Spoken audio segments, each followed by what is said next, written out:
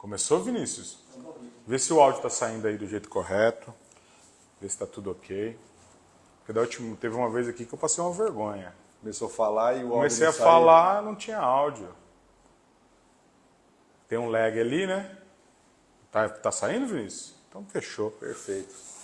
Professor, mais uma segunda-feira. Como eu disse para o senhor, isso aqui tem se tornado uma missão sabática, que fala? Como é que é? É uma missão que eu e Vinícius temos assim. Toda segunda-feira eu penso, nossa, eu podia tirar a próxima segunda para descansar. Mas aí eu lembro que é tão gostoso, depois eu me sinto tão bem quando acaba, que eu falei, não, eu não vou descansar não. Vamos até a hora que a gente aguentar. Eu vou iniciar pelo básico, né? Eu não vou chamar o senhor de doutor, porque primeiro eu me considero amigo do senhor. Com certeza. Então, e o senhor foi meu professor e eu tenho essa premissa que professor é pro resto da vida. Sou filho de professor, não tenho como esconder isso. Eu quero aproveitar, primeiro, para agradecer o senhor, que eu sei que o senhor tem uma vida corrida, apesar da faculdade estar de greve e tudo mais. O senhor tirar um tempinho, 1 minuto para vir aqui, eu fico muito feliz e, assim, tenho certeza que o pessoal que está assistindo, que não conhece o senhor, que são meus seguidores, vão começar a seguir o senhor, porque o senhor é uma pessoa espetacular, tá bom? Então, muito obrigado. Francis, obrigado. Boa noite a todos. É uma satisfação estar aqui falando com você. Eu conheço um pouco da sua trajetória profissional, sei da sua dedicação, do seu trabalho e de como você lutou para conquistar esse espaço aqui, que é muito bonito. Opa, obrigado. O senhor já veio aqui antes, já conheceu? Professor, como eu te disse, todas as lives que eu falei, isso é uma conversa entre dois amigos, geralmente um que sabe pouco e um que sabe muito sobre o tema. E a gente vai falar sobre liderança, então eu acho que todo mundo quer ser líder, ou se não quis, uma hora ou outra a pessoa teve na vida uma função, tipo assim, eu tenho que exercer capacidade de liderança, eu tenho que ter tal coisa, mas nós vamos entrar nisso no decorrer da conversa. Eu queria saber uma coisa do senhor primeiro. O senhor já é professor universitário há quantos anos agora? Francis, antes da gente entrar nesse assunto, só para a gente fazer um breve adendo, né?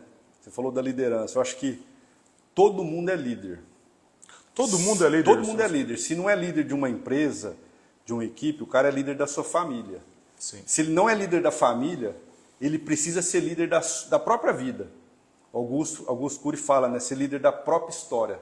Uhum. Então você precisa assumir esse protagonismo. Porque você não assumir, alguém vai assumir isso por você. Então, eu acho que é melhor você conduzir a sua carreira do que deixar alguém conduzir a sua carreira e sua vida, né? Interessante essa premissa. Eu imaginava que, assim, a pessoa quer, por exemplo, algumas pessoas procuram ser líderes, outras não. Outras meio que, não quero. Mas líder, na verdade, assim, no sentido, o que o senhor está falando é assim, se autoliderar. Exatamente, Francis. Tem um propósito, né? Mas aí nós vamos entrar nesse momento. Certo. Esse momento vai ser muito importante. Mas eu queria saber o seguinte, senhor. O senhor sempre sonhou em ser professor universitário? Francis, é uma boa pergunta, cara. Quando o senhor era criancinha, o senhor falava assim, não, eu quero dar aula na faculdade, na universidade pública. Ou não, ou a vida foi levando? Cara, por incrível que pareça, eu nunca sonhei ser professor, nunca passou nos meus melhores sonhos. Nunca? Nunca fez parte da minha vida ser professor. O senhor queria ser o quê? Ser palestrante. O senhor queria ser o quê? Cara, jogador de futebol, você acredita? Sou de moleque. Esse professor era bom de bola? Ah, cara, a gente trombava, né? Eu lembro quando tinha o CAP, eu treinava nas categorias de base, né? Então meu sonho era jogar futebol. Tinha aquela ilusão, né? Chutava forte, aí os amigos de infância vai lembrar, tanto que eu chutava forte. Mas aí o que aconteceu? Eu tinha acho que 14 anos, 13 anos, meu pai falou assim, você precisa fazer datilografia. Nossa, antigamente todo mundo fazia, né? Era ali perto do Central, posto Extra, antigamente. Eu falei, cara, e agora? Como é que eu faço? Era no horário de jogar bola. Cara, aquilo foi uma dor para mim, largar meu futebol para fazer datilografia. Mas eu vejo tanto que aquela ação do meu pai de me colocar para fazer datilografia, que quem tinha datilografia naquela época... Tinha um emprego, praticamente. Tinha emprego. O meu sonho naquela época era trabalhar no escritório do seu Evandro, né? Ou era no escritório do seu Evandro, era o ápice de carreira, né? Então, assim, quando criança, não tinha sonho nenhum, cara, de falar assim, eu tenho sonho de ser professor, de ser palestrante, pesquisador. Nunca passou pela minha cabeça. Hoje eu entendo que essa decisão de carreira, há 13 anos atrás, quando eu decidi assumir a carreira acadêmica, virar professor, virar pesquisador, eu falo que foi Deus me preparando, era mais um passo na minha vida para me viver o que eu vivo hoje. Entendi, professor. Porque nunca pensei, Franz, nunca pensei, nunca planejei. Quando eu comecei na UFMS em 2013, foi em maio de 2013, eu nunca tinha entrado numa sala de aula para dar aula. Aí eu lembro, o professor Carlos era o coordenador, né? E vinha de uma greve naquela época. O Carlos falou assim, ué, você vai assumir uma disciplina de contabilidade. Eu falei, caraca, cara, contabilidade, vi contabilidade quando estava no primeiro ano de graduação. Nunca mais vi.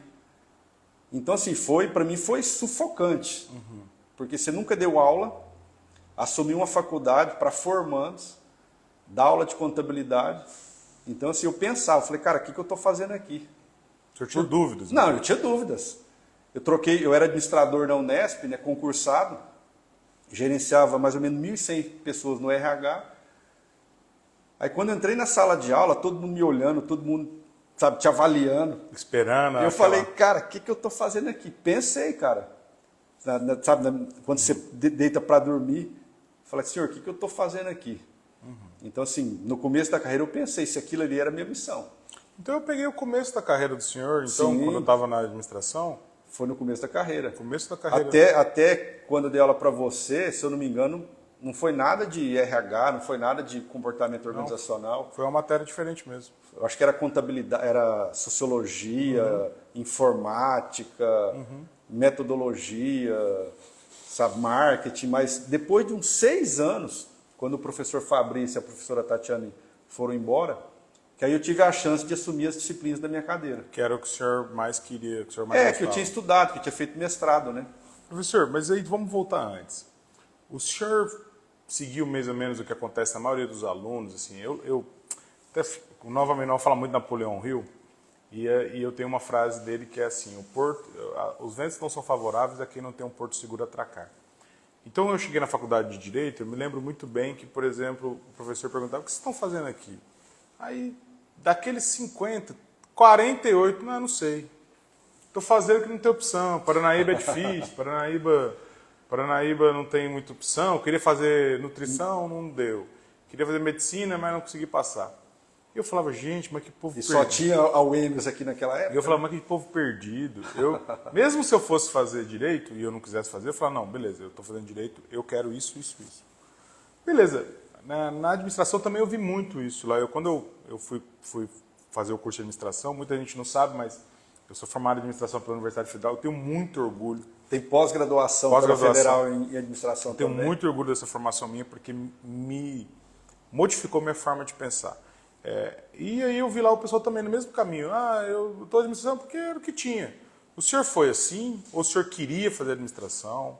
Ô Franz, essa pergunta é interessante porque assim, eu estou com 43 anos. Em 1998, eu era office boy da Caixa Econômica, aqui em Paranaíba.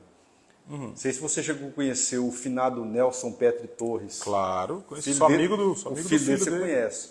Eu trabalhava com ele e com a Edna. Acho que ela está em Santa Fé na Caixa.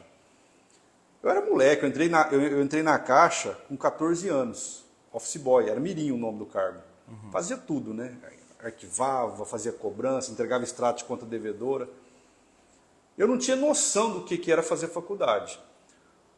Quando eu fui sair com 18 anos, que era 4 anos o contrato, era a época de fazer vestibular. Eu não tinha compreensão do que era fazer faculdade, o que era vestibular. Será algo distante para o senhor? Nunca nem imaginava. Meus pais, meu pai... Não estudou? Meu pai não estudou? Minha mãe é semi-analfabeta, fez até 5ª série. Meu pai fez 2º grau, mas não tinha essa visão. As pessoas precisam entender que no passado não tinha essa possibilidade de estudar como tem hoje. Aí o que aconteceu? Eu não tinha perspectiva, né? E o Nelson, ele falou assim, mas o que você vai fazer? Eu falei, cara, fazer o quê? Eu não sabia. Ele falou, vou pagar uma inscrição para você do vestibular. Você sabe o que é vestibular? Eu falei, Nelson, eu não sei. Então ele conversou comigo, me explicou, e por percepção do que meu pai fazia, Meu pai tinha um escritório de compra e venda de gado, era corretor de gado. Eu falei assim, cara, eu quero fazer igual meu pai faz. Eu falei assim, o curso que mais se adequa para aquilo que meu pai faz é administração. Então, eu entrei no curso de administração consciente do que eu ia fazer, que era aquilo que meu pai fazia. Então, assim, eu nunca me arrependi de ter escolhido administração. É um curso que eu acho que quem não tem administração, o cara que é um técnico, um advogado, um médico veterinário, sabe, precisa ter noção de administração. Mesmo que não vai fazer uma faculdade, mas pelo menos se capacitar para aprender a tocar o negócio dele. Sim. Então, assim, aí nessa época, eu fiz administração, eu fui para Três Lagoas em 99. O senhor fez administração em Três Lagoas? Na UFMS, na própria UFMS. Fiquei lá de 99 a 2004. Aí quando eu fui para lá, o Odair, finado Odair da Matexul, e o Nelson, eles me arrumaram uma oportunidade para me trabalhar na Matexul com o Vânio Flávio, lá na loja de Três Lagoas. Então eu trabalhei 1 ano na Matexul. Era escriturário, cuidava de cobrança, cuidava das contas da Matexul lá. Só que quando você tem 18 anos, a sua energia muitas vezes não se adequa ao ambiente. A sua forma de pensar, de enxergar a vida não se adequa ao ambiente. E eu era muito polêmico. Aquilo que eu acreditava, eu queria fazer. Sim. Então, eu comecei a prestar serviços para a Caixa Econômica, no sentido assim, naquela época, tinha um financiamento habitacional de material de construção, que o limite era R$7.000. Como eu tinha trabalhado na Caixa, eu aprendi a montar o processo e mandava para a Caixa. O que acontecia? O cliente vinha para comprar o material, eu montava o processo e mandava para a Caixa. Fazia uma venda assim com pouquíssimo esforço. Comecei a ganhar comissão. Nisso, os vendedores começaram a ficar com ciúme. Aí o que começaram a fazer? Começaram a me boicotar, né? Sim. Ah, que não pode, que não sei o quê. Aí eu comecei a implicar com os caras, muito imaturo. Aí eu via que um vendedor pedia para sair mais cedo, o gerente deixava. O outro pedia, deixava. E quando eu pedi, não deixou. O que eu fiz? Eu peguei minha moto, minha CGzinha, baixei em Paranaíba. E passaram, fiz exposição, fiquei em Paranaíba. Aí o Vânio ligou para minha mãe. Cadê o Ricardo? Tá dormindo. Na segunda-feira eu cheguei lá. Pode arrumar suas coisas. Rapaz, peguei, arrumei as coisas e fui para moradia, né? Só que nesse meio tempo, Deus é tão providente que na outra semana eu já estava empregado. O pessoal da Caixa Econômica lá de Três Lagoas sabia que eu tinha trabalhado aqui, me chamou para trabalhar como terceirizado. Então lá eu comecei a trabalhar, assim, eu sempre fui dedicado nos trabalhos que eu trabalhei, né? Logo eu assumi uma chefia lá. Eu era chefe, era preposto o nome do cargo, de uma empresa terceirizada. Então a gente cuidava dos caixas eletrônicos. Tudo que era depositado nos caixas eletrônicos, a gente recolhia, fazia conferência e mandava para o Banco do Brasil. Então fiquei 4 anos nessa função. 4 anos. 4 anos. Faculdade inteira quase, então. Faculdade inteira. E foi um período de muito aprendizado. Eu trabalhei 8 anos na Caixa Federal, então assim, aprendi muito. Sou muito grato ao finado Nelson, a Edna, o Aldair, o Edivar, sabe? Muita gente mesmo, que eu não vou falar todo mundo aqui porque eu não vou lembrar, que me ajudou no começo da minha carreira, sabe? Não financeiramente, mas assim, dando dica, dando ideia numa conversa. Eu costumo dizer que às vezes uma conversa é muito mais importante do que propriamente uma ajuda financeira, França. Sim, né, professor? Às vezes um norte falta ali para a pessoa, né? É o que eu não tinha. É. Então, depois dessa fase, aí eu fiquei morando no alojamento da universidade, fui coordenador de alojamento da universidade, morei 5 anos. Liderando já. Liderando, liderando. Brigando, tendo conflito, escondendo para não apanhar.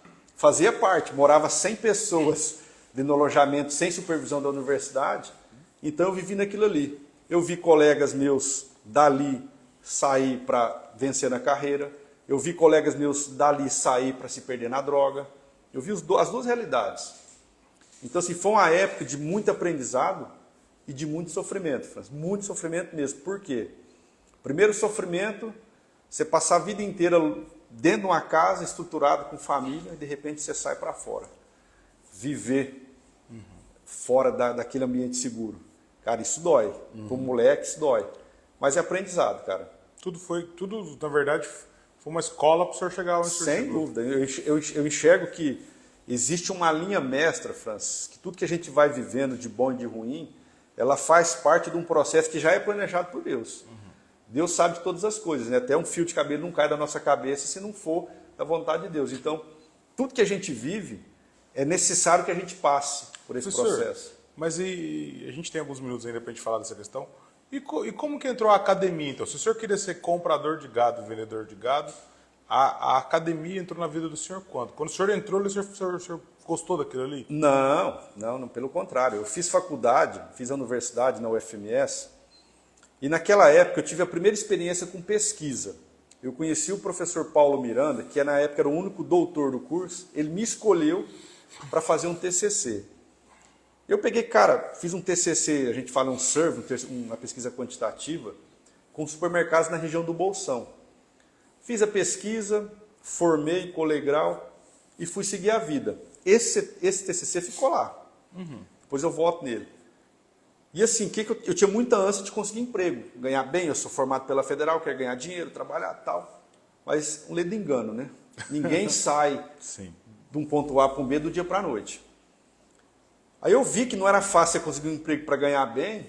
Falei, cara, vou tentar concurso. Aí eu vi que tinha um concurso na AGEPAN, aqui do estado, que era uma agência de fiscalização de transporte. Fiz o concurso, passei, fiquei em segundo, mas nunca chamaram. Aí depois tinha da AGEPEN. Eu nem sabia o que era agente penitenciário. Falei, cara, R$ 1.400 salário para quem ganha 600. E eu queria casar. Falei, é nesse mês que eu vou. Fiz o concurso. Passei. O amor move montanhas, né? Não, depois eu vou te contar. Fiz o concurso, passei. Aí, cara, fui para Campo Grande, né? Aí saí eu estava na Caixa. Eu estava na Caixa. Saí da Caixa, fui para Campo Grande, fiz estágio lá. 3 meses morando numa casa cheia de homem. Você imagina, né? Presídio, para cuidar do presídio. Aí fui fazer estágio no presídio de trânsito. Aí fiz estágio na coluna penal. Mas assim, a própria experiência do estágio fez muitos colegas desistirem do trabalho prisional. Teve colega que estava na máxima, viu gente ser assassinada, desistiu. Tem gente que viu que aquele ambiente não era para ele. Eu, como eu não tinha mais escolha, eu não tinha pai que podia me sustentar. Eu tinha de sair do emprego da Caixa. Queria casar. Falei, cara, é aqui mesmo. Então abraçar isso aqui. Fiz a formação na AGEPEN, tomei posse, fiquei de 2004 a 2007 como agente penitenciário. Trabalhei com pessoas maravilhosas no presídio. Por exemplo, uma delas é o Vanderlei Cortes, faz algum tempo que eu não vejo, já está em Três Lagoas. O Ediclei, o Éder, esposo da Fernanda. O Éder não, o Tarso. O Tarcinho, Tarso, meu amigão. esposo da Fernanda, a gente trabalhou junto. O Zé Antônio, que é advogado também. Então, muita gente, o Paulo, muita gente. Gente boa dentro do sistema. Mas é um ambiente que é aquilo ali. Você não cresce, você não evolui. E eu entrei e acomodei, Francis. Acomodei porque, casei, fiz uma meia água. 3 cômodos, caí pra dentro. Namorando todo dia, moleque novo. Casinha pronta, ganhando bem. Comprei meu primeiro ninho. A vida tá perfeita. Tô resolvido. Tô resolvido, acomodei mesmo. Fiquei de 2004, 2005. Para falar que eu não acomodei, fui fazer uma pós em administração penitenciária na FIPAR, para melhorar 5% do salário. Fiz essa pós. Aí, cara, em 2006, se eu não me engano, começou o ataque do PCC em São Paulo, aquele que parou o Brasil. E minha mulher estava grávida do meu filho Gabriel, mais velho. Ele está com 15 anos hoje. Cara, aquilo começou a me alterar. Eu já estava vivendo como o meu comportamento já era de preso. O jeito de andar já era de preso. O jeito de comunicar já era de preso. Já leu o Lombroso, né? Sim. Eu vivia muito aquele jeitão que o Lombroso fala na literatura. Sabe, o braço longo, falando O senhor, na gíria. verdade, tá lá com os presos, o senhor tá preso. Sim, O Fred fez esse cálculo quando ele foi pedir exoneração. Ele falou assim, Francis, 30 anos, 10 anos preso. exatamente. Eu passei 3, eu fiquei um ano fechado. E eu vi, cara, que era aquilo ali que eu tinha. Minha mulher grávida, eu querendo comprar uma .40, o ataque do PCC, eu moscando na rua, que falei, não quero que você pego, né? Minha mulher, não, você não vai comprar uma arma, não, você é muito desequilibrado, que não sei o quê, tal, que não sei o que, você é doido. Tinha medo, a verdade era essa. Aí acabei e falei, cara, vou tentar outro concurso. Aí eu tentei um concurso para a Câmara dos Deputados, para analista de RH, isso em 2007. Passei, acertei, acho que 86% da prova, não entrei nem na nota de corte. Muito concorrido, salário na época era 20 pau. Aí tinha um concurso para a Unesp, para administrador em Jaboticabal. Não conheci só até Rio Preto, de lá, Rio Preto para lá não conhecia. Uma vaga, falei, cara, vou tentar. Fiz a inscrição, fui fazer a prova sem pretensão nenhuma, porque não tinha estudado. Fiz a prova, tinha que ter levado os títulos da pós-graduação que eu tinha no dia, para contar ponto, eu não levei. E quando saiu o resultado, eu fiquei em primeiro lugar, com quase 70 candidatos. Caramba, senhor. E aí foi um mês de expectativa. Por quê? Se alguém tivesse apresentado algum título, algum diploma ali, tinha me passado. Eu era um dos candidatos mais novos, né? Então eu fiquei com 82 pontos, acho que tinha 3 ou 4 com 80. Falei, se alguém apresenta, eu fico fora. E ninguém apresentou. Aí, comemorando, vai dar certo, tal, o que eu fiz? Eu peguei, pedi as contas do presídio. Falei, agora eu vou ficar um mês de boa, né? Para assumir na Unesp. Toda a documentação, fui tirar o CRA. Aí quando eu cheguei em Jaboticabal para tomar posse, o primeiro problema, o rapaz que era o chefe lá, o supervisor da RH, falou, você não pode tomar posse. Por quê? Você tirou o seu CRA depois da inscrição do concurso. E normalmente é no concurso que você tem que apresentar. Você tem que estar na data do concurso. Não é possível. Isso o senhor já tinha tirado pedido de exoneração. Pedido de exoneração, minha mulher com a barriga de acho que 6, 7 meses, lá, eu falei, cara, não é possível que isso vai estar acontecendo. Minha vida toda ser desmanchada, né? Aí eu já estava saindo frustrado, quase chorando mesmo, da sala. Uma moça chamou, peraí, Wesley, parece que tem uma brecha aqui, que por incrível que pareça, naquele concurso, esqueceram de colocar a cláusula. Em todos os concursos para técnico tinha essa cláusula. Fisioterapeuta tem que estar na inscrição. Mas para administrador, não. Esqueceram. Por isso que eu falo que isso foi uma providência de Deus. Então, entrei lá, comecei a trabalhar no RH. Eu tinha cargo de administrador, mas não existia chefia no RH. Cuidava da folha de pagamento e depois fui cuidar da área de treinamento e desenvolvimento da FCAV, o campus de Jaboticabal. Então, eu comecei a mexer com treinamento. Promover treinamento, organizar treinamento, capacitação, até para agente de limpeza a gente fazia treinamento dentro da Unesp lá. Tudo dentro da Unesp. E eu senti que eu precisava voltar a estudar. Por quê? Eu entrei na Unesp em 2008.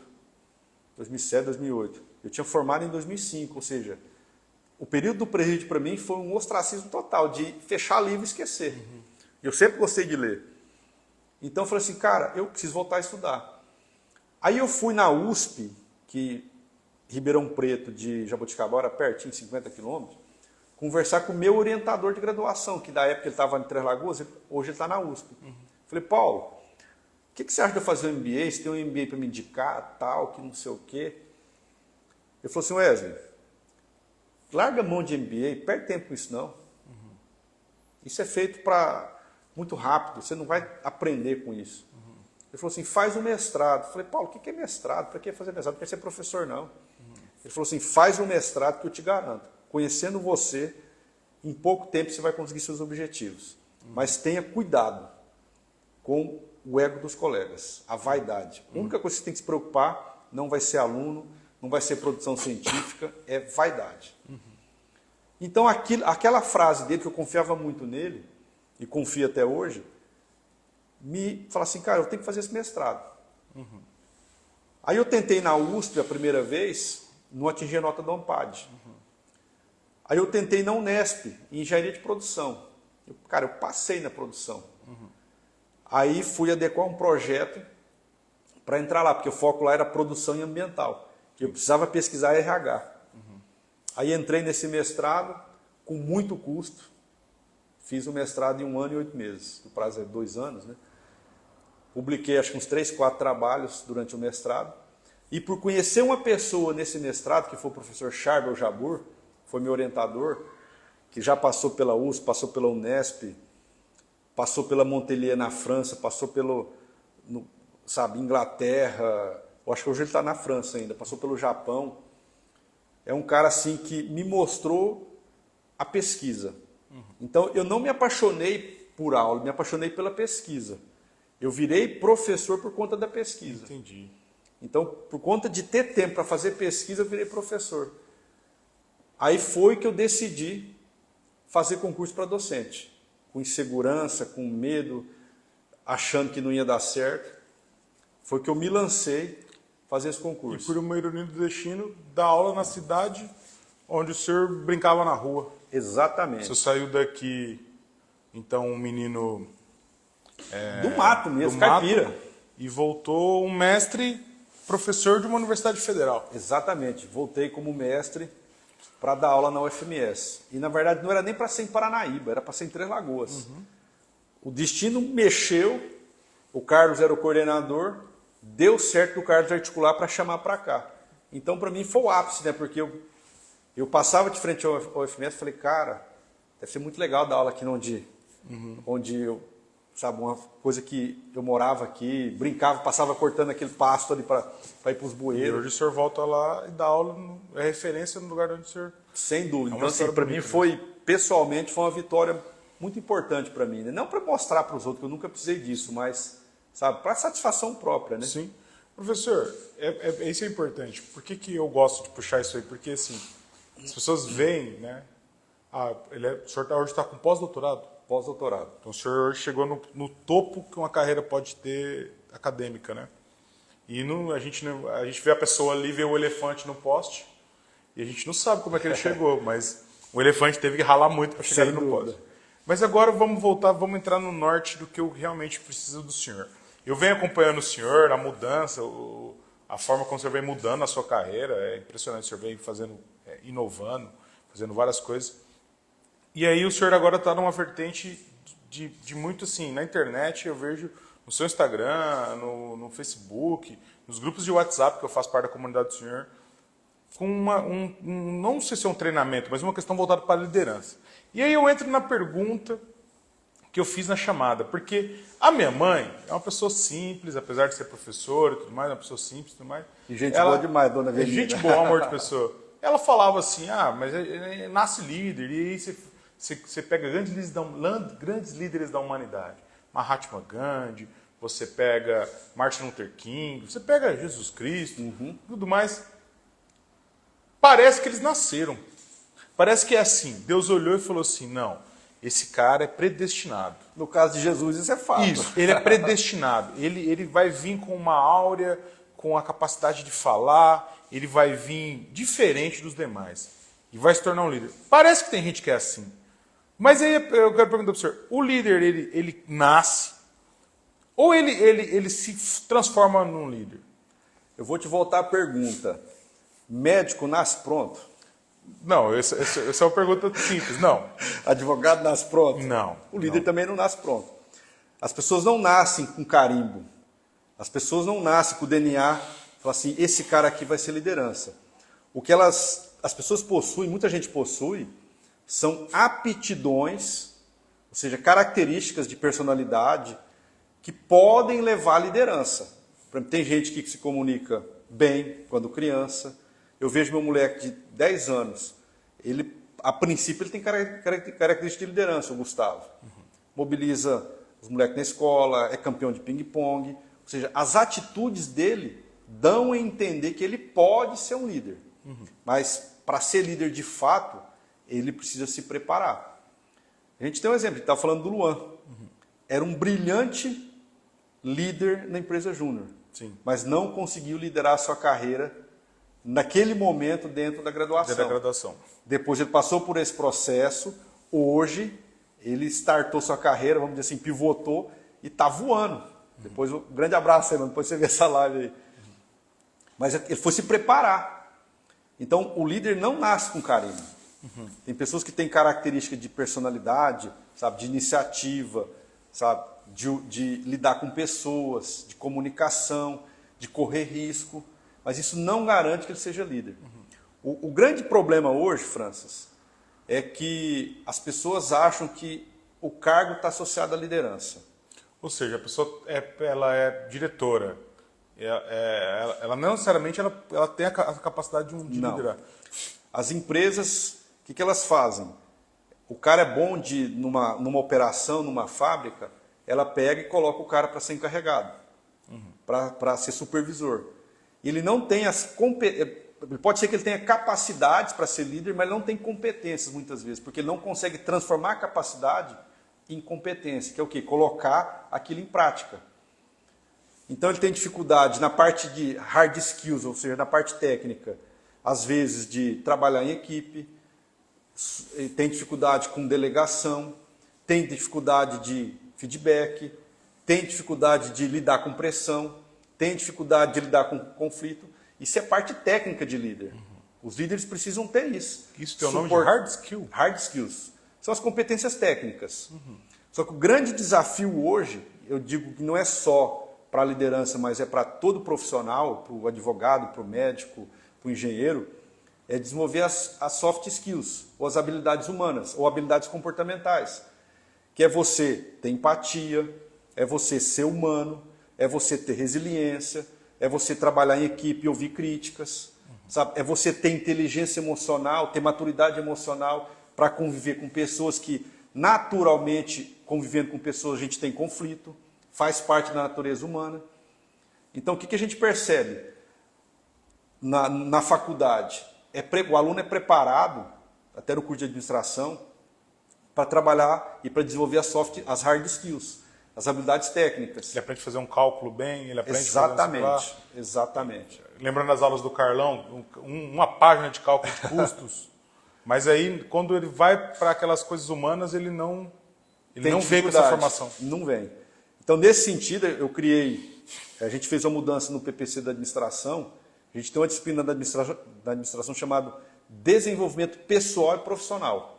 Nessa disciplina, o ano passado eu voltei para a sala de aula para ministrar a primeira oferta dela. A gente trabalhou o quê? Propósito, sentido de vida, mindset, que é a mentalidade, sabe? Questão de entender que a carreira não é da empresa, é do funcionário. A gente trabalhou a questão de você buscar um significado na vida, nas coisas que você faz. Buscou entender, a partir do Viktor Frankl, o que é o sentido da vida. A gente buscou entender o que a ciência traz para discutir o que é felicidade. Então, é uma disciplina que trabalha a subjetividade humana. Sim. Dentro da administração. E é o que falta hoje, né? Eu fui preparado para lidar com as coisas técnicas, as coisas comportamentais. Fui preparado para quê? Para tirar nota. O grande problema da educação hoje é que ela condiciona o aluno de um sistema que está fracassado, Francis. O meu objetivo, eu lembro até hoje, eu tinha que estudar, decorar a tabuada para tirar nota. Eu tinha que tirar nota.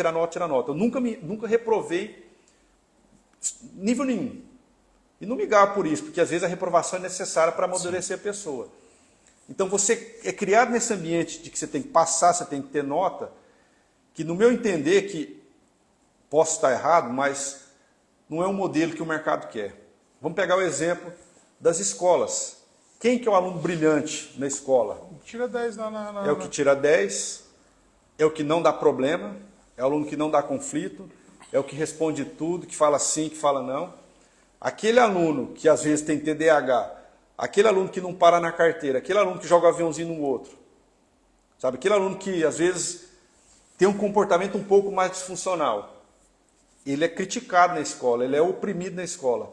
Só que quando você traz isso para o mercado, quem que as empresas querem? Ela quer o coitadinho, que eu vou dar certo, ou ela quer o cara que não, eu vou fazer mesmo, é comigo mesmo. Então, há um descompasso entre a formação educacional, que é só técnica, ela precisa de uma formação humana, formação de caráter, formação de valores, que talvez a nossa geração perdeu em relação aos nossos pais, que tinha, sua mãe lembra provavelmente da OSPB, Organização Social Cívica e Pública Brasileira. Sim, assim. minha mãe fala muito isso aí. Então faz falta hoje, só que quando você vai discutir isso dentro do ambiente acadêmico, o progressismo, isso é uma aberração, né?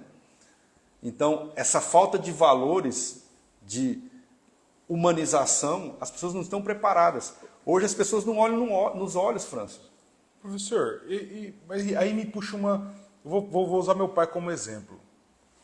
Meu pai, quando eu era mais novo, quando eu aprendi a tocar violão, eu era jovem, eu cheguei e falei assim, pai, por que você não aprendeu a tocar violão? Ele sempre teve sonho, né? Ele falava, estou muito velho, meu dedo já não tem a mesma agilidade. Essas competências de liderança, é possível desenvolver depois de... Porque assim, vamos lá. Aí eu vou tentar contextualizar. Hoje está todo mundo... Todo mundo hoje, a gente tem muito mais informação, então o que na nossa época não era zoeira e tal, hoje é trauma, né? Todo mundo carrega seus traumas, bullying, né? Aí, por exemplo, você está lá já com 30 e tantos anos, cheio de trauma, vergonha, não sei o que lá, não sei o que lá. É mais fácil você começar a incutir na criança essas capacidades de liderança, ou você pode, tipo assim, com 30 e tantos anos, igual eu, 38 anos. A minha mãe, só para dar um exemplo, a minha mãe ela tem um papel muito grande na forma como eu sou hoje, porque ela me forçava. E ela falava assim, vou dar um exemplo, a igreja católica eu frequentei e ela me fazia ler lá, eu não sei como é que é o nome do cara que ia lá ler, para eu perder a vergonha. Ela forçava e eu ia morrendo, mas eu ia. Hoje você enxerga a importância Hoje disso. sim, mas na época eu queria morrer com isso. Ela me fez fazer curso de oratória, eu tinha 17 anos, ela me fez fazer um curso de oratória obrigada, ela obrigou eu a fazer. Na época, eu fiquei morrendo, porque eu queria jogar bola, eu queria fazer outras coisas. Mas ela sempre ela forçou eu ser assim.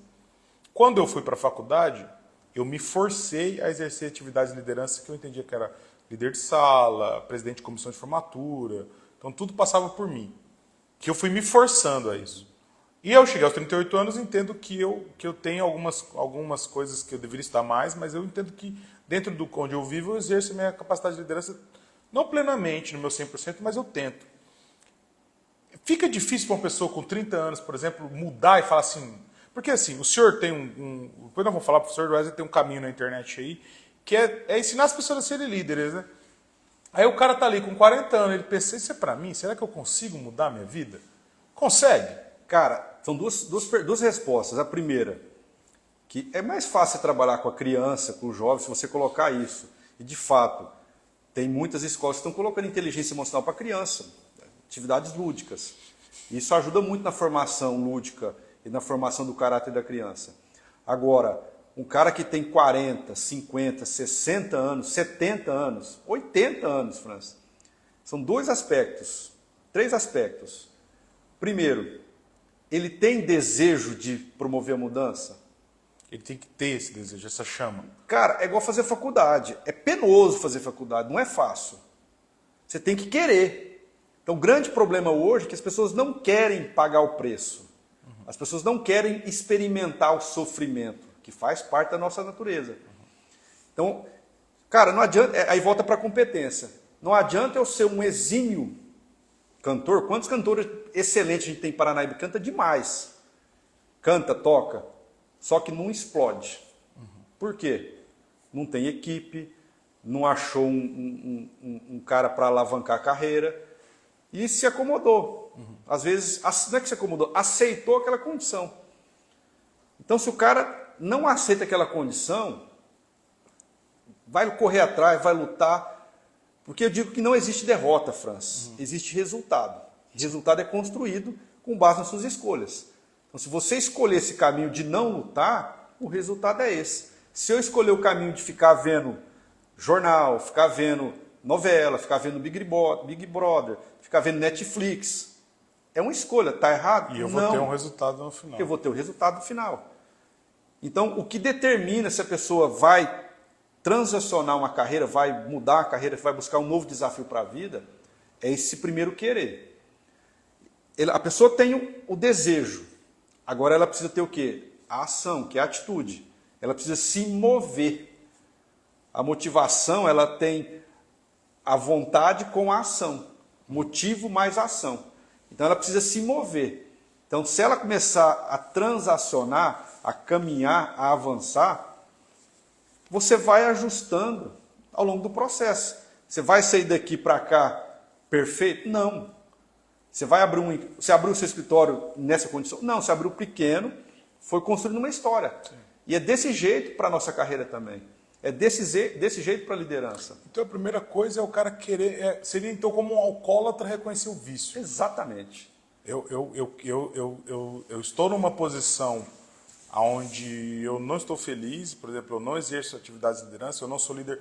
Como o senhor, líder na verdade não significa ser líder de pessoas, mas líder da própria vida. Sim. E eu quero modificar isso. Por exemplo, você comentou esse aspecto, né?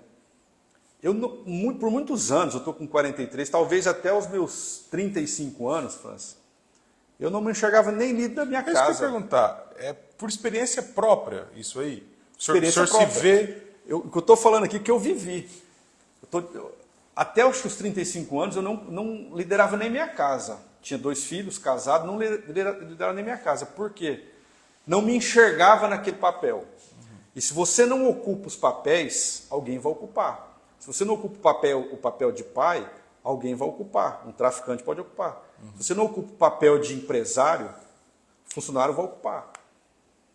Então eu precisei passar por uma queda, eu precisei chegar ao fundo do poço para mim começar a me entender.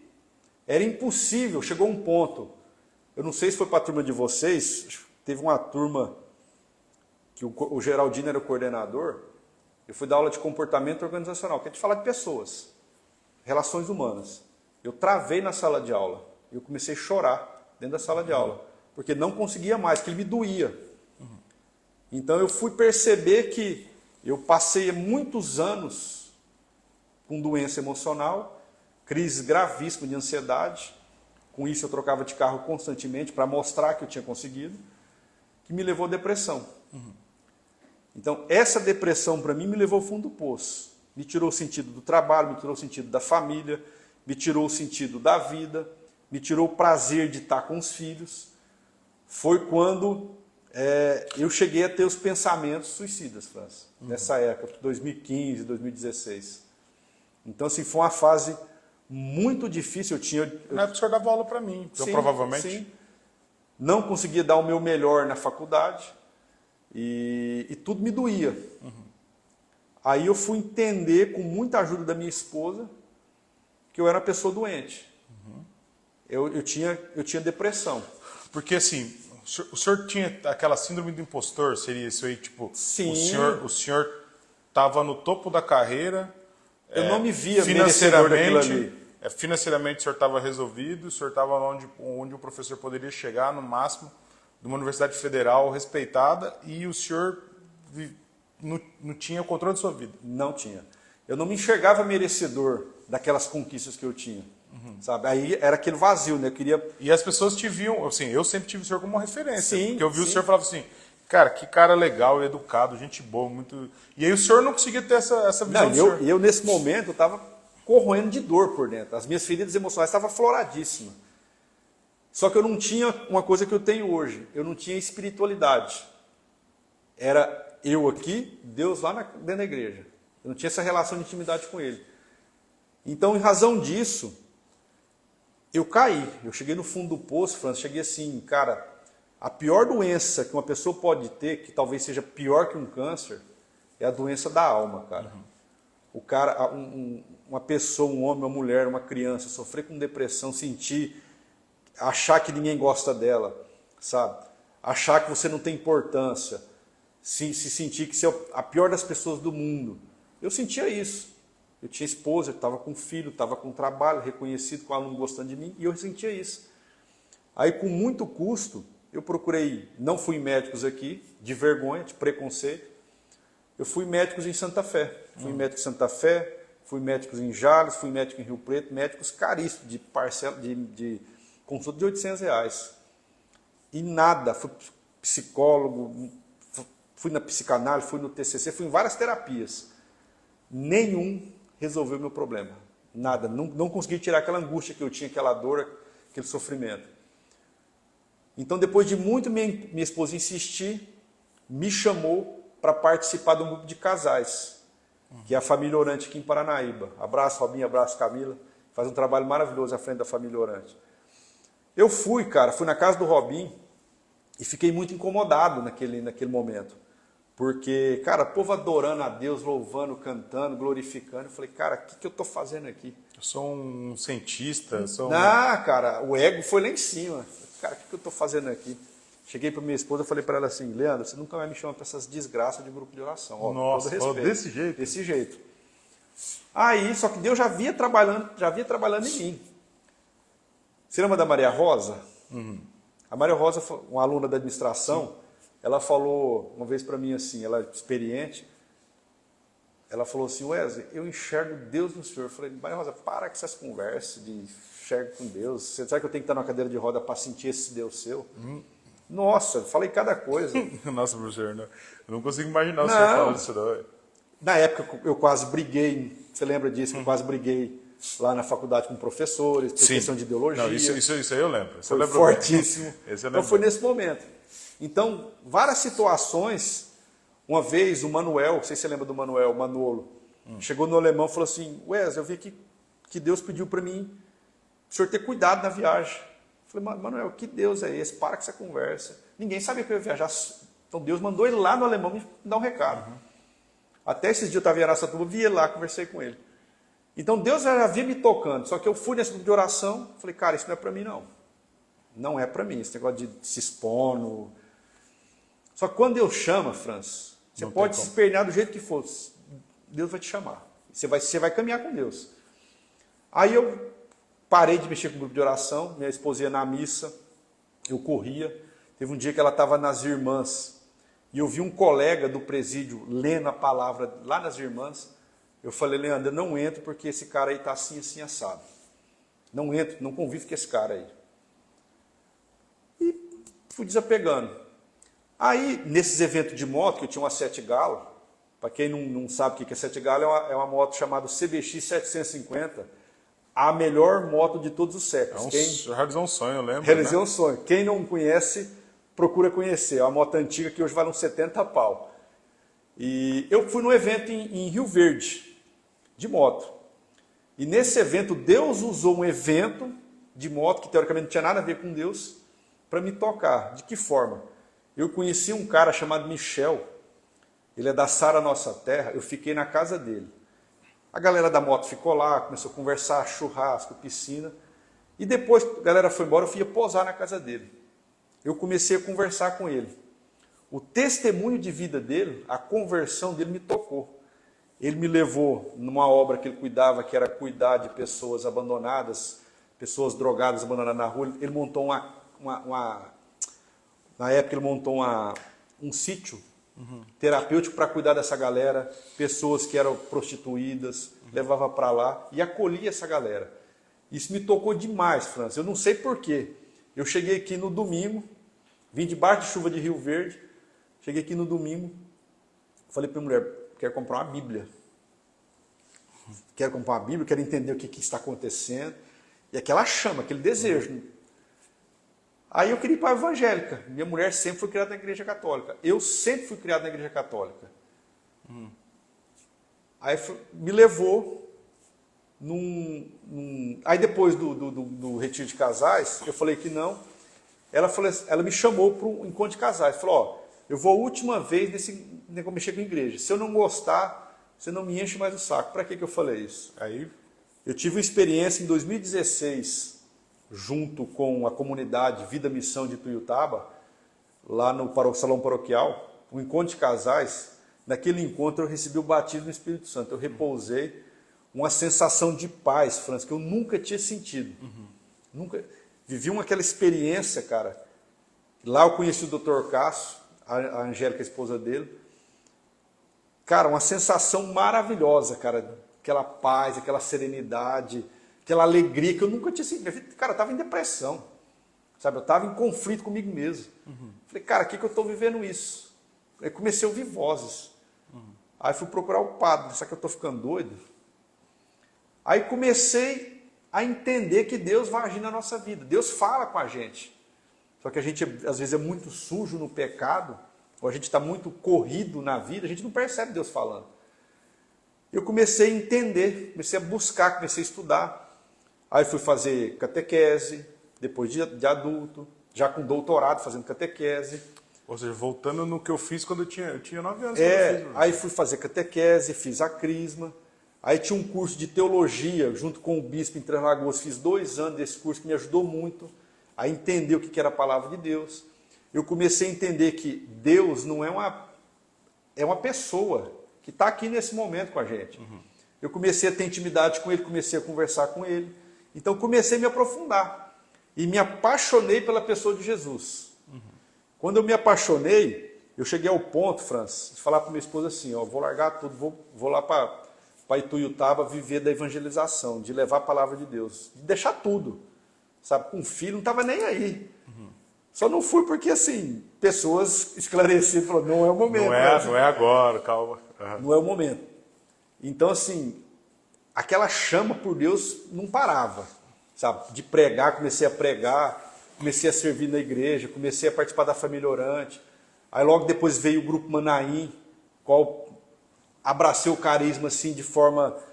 Cara, faz parte da minha vida o acampamento, a gente está indo para o 5º ou 6º acampamento.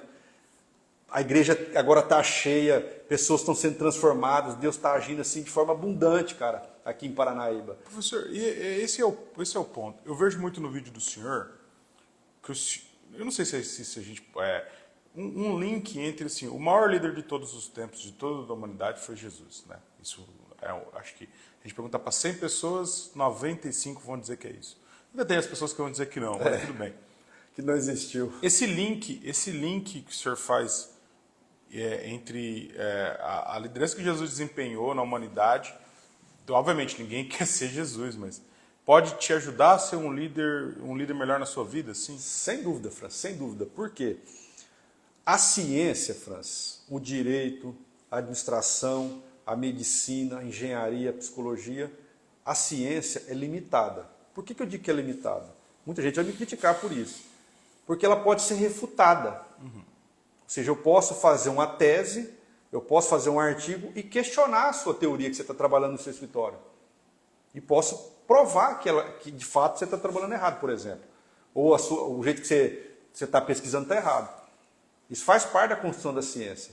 Então, o que acontece? O que é ciência? Ciência é você pegar o conhecimento empírico, ou seja, o conhecimento prático, e transformar isso em ciência, colocando métodos, ou seja, um passo a passo. Só que isso tem um limite, isso não explica a verdade. A verdade ela é explicada pela palavra de Deus. Jesus fala, eu sou o caminho, a verdade e a vida. Toda a verdade ela se esclarece naquilo que Cristo nos diz. Então, por isso que muitas vezes a gente vai buscar a nossa felicidade no trabalho, no sucesso, na família, no dinheiro, no status, no reconhecimento, e não preenche. Não preenche, porque existe um espaço dentro da gente, Franz, que só Deus preenche. É um espaço que é dele. Que a gente nasceu de Deus e nós vamos voltar para Deus. Nós somos seres humanos, mas nós somos, antes de sermos seres humanos, nós somos seres espirituais, vivendo uma experiência terrena, que daqui, eu estou com 43, que se Deus quiser daqui uns 50 anos eu vou fazer minha passagem, vou buscar, vou viver, como diz meu pai, eu falei assim, pai, vou atravessar o corpo deitado, faz parte da nossa natureza. Então eu acredito que a nossa verdadeira vida não é aqui, Franz. A nossa verdadeira vida é junto com Jesus. Então aqui nós estamos sendo preparados para viver essa vida. Eu vejo muita gente falar assim, você está em pecado, você vai ser julgado. O julgamento já veio. Jesus já veio e já mostrou qual que é o caminho. Então você escolhe se você quer o caminho de Jesus ou não. Se você não quer, tudo bem. A consequência é sua. Eu não sei, eu posso estar falando coisa aqui da minha cabeça, mas eu vi um padre falando que o Rio Grande do Sul, infelizmente, está passando por essa tragédia. É um estado muito próspero, é um estado que tem muita evolução, vamos dizer assim, de conhecimento, de prosperidade. E segundo esse padre, ele falando que é um estado com pouca fé, em razão disso. Aí você vê o estado do Rio de Janeiro trazendo um show de um artista internacional que desde a década de 80 ela profana a fé católica. Falei, cara, será que é coincidência isso que está acontecendo no Rio de Janeiro? Um link entre as duas coisas. Não sei, pode ser fantasia da minha cabeça. Mas eu entendo, Francis, que nós estamos vivendo o início das dores do parto, que a palavra fala. Nós estamos começando, talvez a nossa geração não pegue, mas nós estamos começando a viver o fim dos tempos. O mundo não vai acabar, mas essa geração vai passar. As coisas vão mudar. É porque assim, cara, Jesus veio e mostrou o caminho. Jesus veio para salvar a humanidade do pecado original. A pandemia veio para que as pessoas se tornassem mais humanas, sabe? Deixasse um pouco de buscar o Deus dinheiro e buscasse um pouco o Deus do amor. Isso não aconteceu. Isso não aconteceu. Então, mesmo assim, com tudo isso, as pessoas não aprenderam. Sim, você pega agora, você procurar na internet, tem corrupção nas doações que está fazendo para o Rio Grande do Sul. Então, o que a gente tem que fazer? Eu, como cristão, eu não tenho o direito de apontar o dedo e falar assim, esse cara está no caminho errado. Só que eu preciso, como cristão, mostrar para ele que se ele não mudar a vida dele, o caminho dele não é com Deus. Então, muitas pessoas hoje blasfemam, desdenham, falam que Deus não existe, falam que o mal não existe. Cara, se você quiser aprofundar um pouco na ciência, não estou nem dizendo espiritualidade, busca na internet relatos, por exemplo, de a Eucaristia, que é a hóstia consagrada, que se transforma em Jesus, ela se transforma em sangue. Há vários exemplos de padres que duvidavam, aquilo começou a sangrar. Tem uma Eucaristia que está até hoje, ela se transformou em carne, está até hoje, não se decompôs, que é em Lanciano, na Itália. Então, em 70 foram pesquisar da onde que era aquela carne e provou-se que era do mesmo tipo sanguíneo de Jesus, que está no Santo Sudário. Então, assim, acontecem coisas extraordinárias todos os dias, Francis. Acontecem milagres todos os dias. Só da gente acordar e falar assim, estou aqui, Jesus, qual que é a missão para hoje? É um milagre, porque a gente não sabe. Quanta gente está no hospital agora definhando, sabe? Quanta gente está perdendo a vida para as doenças. Quanta gente está perdendo a vida para um vício. Quanta gente está deixando de viver com a sua família por causa da prostituição. Então, professor, quando o senhor fala liderar, é liderar muito assim com a ajuda do Espírito Santo. Espírito Santo. Sem dúvida, sem dúvida. Que sem isso, talvez, ou talvez não. A grande certeza é que você não consiga ser um grande líder. Se eu olhar para a minha história, Francis, é impossível, só com as minhas forças, ter chegado onde eu cheguei. Hoje eu olho que tem uma linha mestra que foi necessário que eu passasse. Então, sozinho eu não conseguiria. Filho de pai alcoólatra, a mãe era copeira, semi-analfabeta, sem noção do que era o que eu poderia viver. Então, se fala, cara, Deus foi me preparando para viver o que eu vivo hoje. E é impossível, a gente voltando para a liderança de empresa, é impossível um cara liderar pessoas se ele não liderar a sua própria vida. É por isso que tem muito chefe, que é diferente de líder. O chefe é o cara que persegue, que dá ordem, que obriga, que às vezes maltrata, que fala grosso, que tem autoritarismo, não tem autoridade.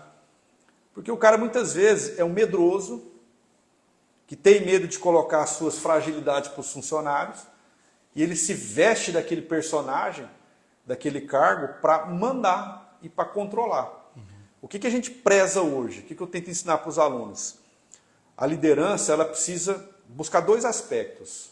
O primeiro deles é a humanização. Humano toca humano.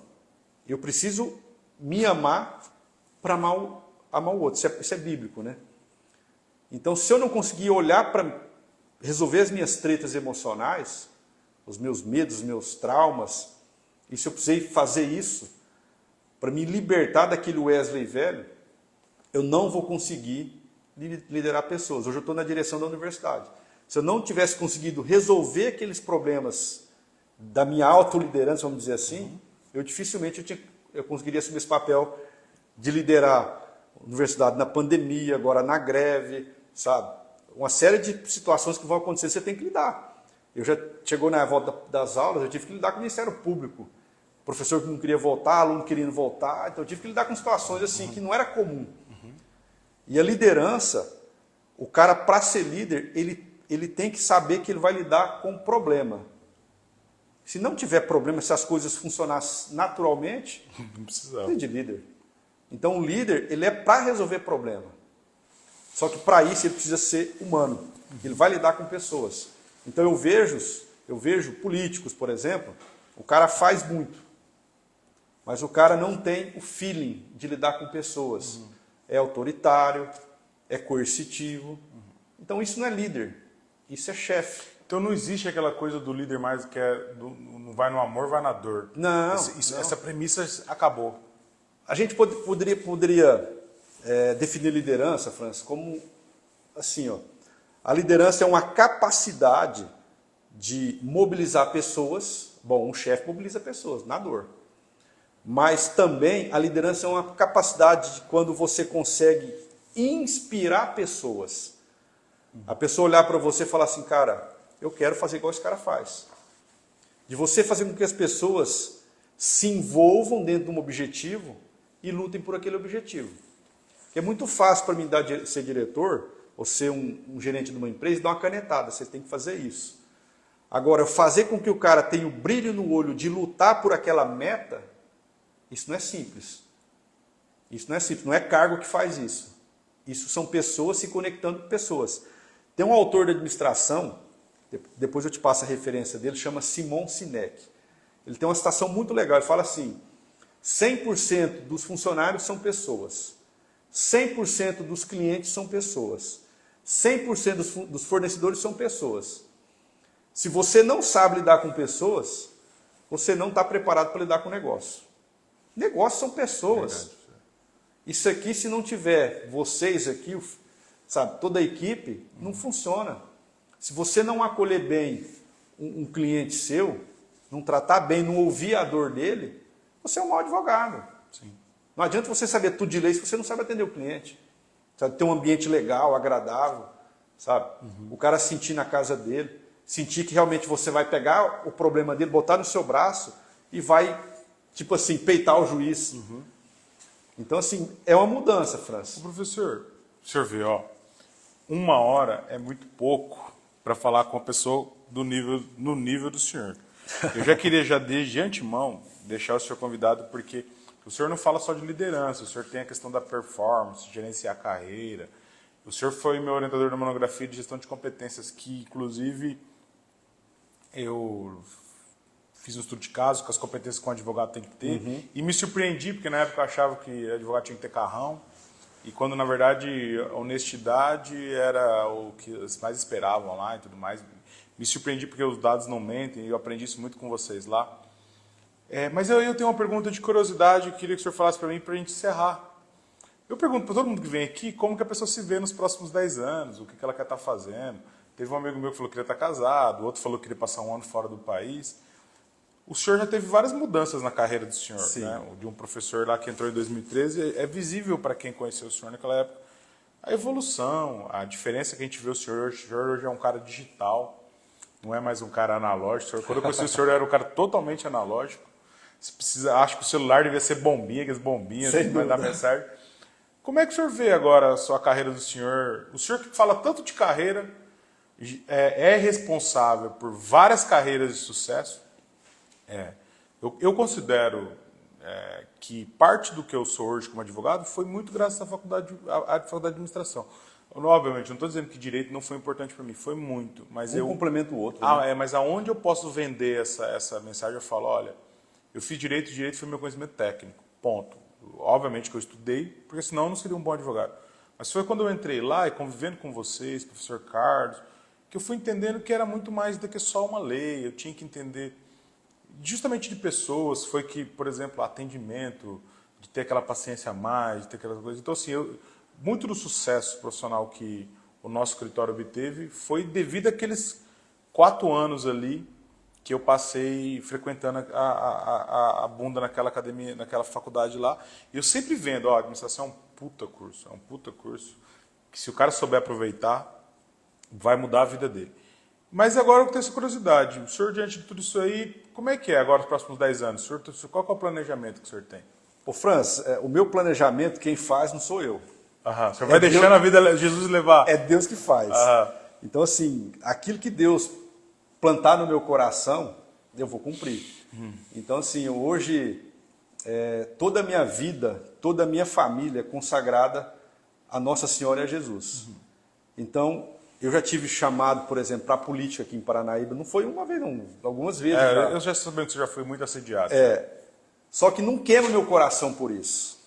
Isso não faz parte da minha missão de vida. Então, se Jesus falasse para mim, ó, você tem que ajudar a população através da política, eu com certeza abraçaria, mas não é. Nunca foi.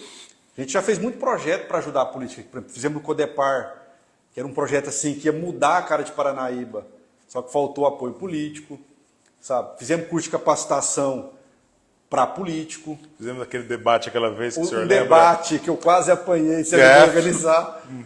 Então, assim, tudo no intuito de ajudar, sabe? Os alunos instigam, né? Vamos fazer, então vamos. Você está disposto a pagar o preço? Então vamos. Mas, assim, eu falo que a minha vida hoje, França, ela está nas mãos de Deus. Eu tenho projetos pessoais, sabe?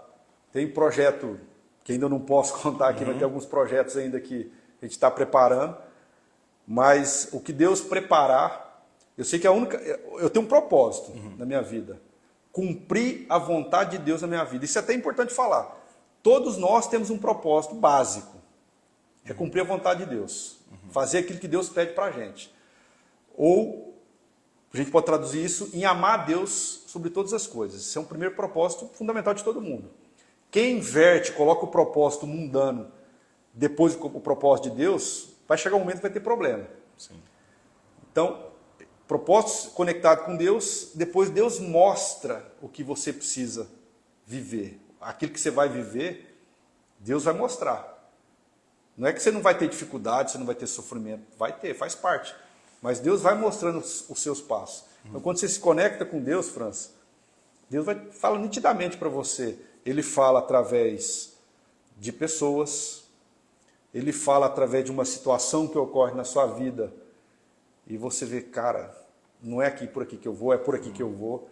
Ele fala, às vezes, no seu coração, ele planta aquele desejo em você, aí você tem que confirmar se é aquilo mesmo. Então, Deus vai confirmando. Então, hoje eu tenho uma missão que é levar o Evangelho. E nesse tempo de levar o Evangelho, eu não sou sacerdote para, vamos dizer assim, para fazer para todo vídeo fazer só a conversão. Meu intuito não é esse, mas meu intuito é mostrar que por meio de Jesus você consegue melhorar a sua vida. Por meio de Jesus você consegue salvar a sua vida.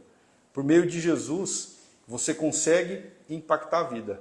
Então, na internet, quem entrar no meu Instagram, no YouTube, é vídeo só fazendo analogia entre a liderança de Jesus e a liderança que eu aprendi na ciência. E elas se complementam. Por exemplo, se a gente fosse falar de inteligência emocional, a gente pode até marcar uma live para falar de inteligência emocional. Essa aí já vamos deixar pré-agendado já. Se a gente pegar a palavra de Deus, eu tenho todo aquilo que Tiago Brunet, que Daniel Goleman fala de inteligência emocional, eu tenho na palavra de Deus. Ou seja, antes da ciência discutir o que era inteligência emocional, já tinha na palavra de Deus. Isso já estava sendo dito há muitos anos, Sim. milhares de anos. Hoje você quer falar de prosperidade, você pega lá a palavra de Deus, sabe? Você quer falar de relacionamento humano, a palavra de Deus é completa. Você quer falar de casal, de criação de filho, a palavra de Deus é completa. Você quer falar de valores, é completa. Então, eu tenho essa necessidade, eu faço a minha leitura todo dia do Evangelho, e eu tenho essa necessidade de externalizar isso. Como eu não tenho todo dia a oportunidade de estar pregando num grupo, eventualmente a gente prega, eu faço isso voluntariamente na internet, né? Professor, E quando as pessoas chamam, quando eu tenho a oportunidade de palestrar, aí eu uso a ciência, eu uso a fé, eu uso a palavra de Deus e uso o conhecimento científico. Eu vou, assim, eu fico muito feliz de o senhor ter encontrado o seu propósito, porque eu vejo que o senhor fala realmente é muito legal ver alguém que acredita no seu propósito de verdade e não só acredita, o senhor se preparou para isso de uma forma, como você falou, tudo que aconteceu para trás, o senhor sempre foi um bom aluno, um bom, né? O senhor era uma pessoa extremamente bem capacitada e agora está com essa possibilidade. Eu adoro os vídeos do senhor, tá? De verdade, Obrigado. eu assisto. Eu passo por muito conteúdo da internet que eu não gosto nem de ver. O senhor sabe que eu sou seletivo, né? Não, a minha alma é de analógico. Sim. A minha alma é de analógico, então eu evito, porque eu acho que você absorve muita coisa ruim na internet. Então, às vezes o senhor está lá destacado para exemplo, assistir. hoje no vídeo de hoje, eu trago uma frase de Santo Agostinho. Uhum. Como é que é a frase? O amor não pode... A gente tem que falar as coisas com amor, mas o amor não pode barrar que a verdade seja dita. Uhum. Isso, o senhor falou isso mesmo. Então precisa-se essa verdade cada vez mais ser levada às pessoas. E a verdade é Cristo, né? Então assim, se você tem Instagram, segue o professor, Wesley... Wesley.Freitas, prof. Isso, é ele com a cara amarelinha assim, né? Todos os layouts. Professor... Ou se quiser no YouTube também, lá tá os vídeos completos. Ah, legal, tá no YouTube que também? É só jogar professor Wesley Freitas no YouTube, aparece lá. Eu vou aproveitar essa live aqui e mandar um abraço pro Lucas. O Lucas deve assistir essa live. Freitas. O Lucas está fazendo administração por livre influência minha. Gente boa demais. É um amor de pessoa. Meu e o Lucas agora teve um projeto aprovado, ele e o Irã, no Sicredi, muito legal o projeto deles, o FMS Kids. Desde criança, o Lucas é meu amigo e eu conversava muito com ele sobre ele fazer administração. E aí, quando ele entrou, eu fiquei muito feliz, porque realmente ele vai... Talvez a gente tenha um professor no futuro, hein? Deus abençoe, tomara. Professor, obrigado demais, tá? Eu agradeço. E aí a live fica gravada, quem quiser assistir. A Delane teve quase 3.000 visualizações, né? A média mantendo assim das pessoas assistindo. Então, tá lá agora, gravada. Delane, eu conheci ela no grupo Família Orante. Para prosperidade, quando o senhor estiver lá, famoso lá, acho que não é a intenção do senhor, mas... Se o senhor estiver cumprindo esse papel do senhor, vai ter o primeiro documento digital, vai ser... mas assim, se vocês entrarem no meu YouTube, tá lá assim, o futuro maior canal de liderança. Que legal. Cara, se eu não acreditar no meu trabalho, tá lá 460 inscritos. Se eu não acreditar no meu trabalho, quem vai acreditar? Verdade. Eu não preciso estar mostrando que eu não sou, vamos dizer assim, quem eu não sou, né? Uhum. Então, é aquilo ali, eu acredito. Se vai ser... Aí é outra história. Eu acredito que vai ser. Mas vai ser sim. Então, pessoal, muito obrigado. A live fica salvada. E segunda-feira que vem, Vinícius, a gente está aqui de novo. Obrigado por você deixar sua namorada lá. Né? Atendeu o meu propósito, o nosso propósito. Muito obrigado, tá? Certo? Então pode encerrar, Vinícius. Obrigado.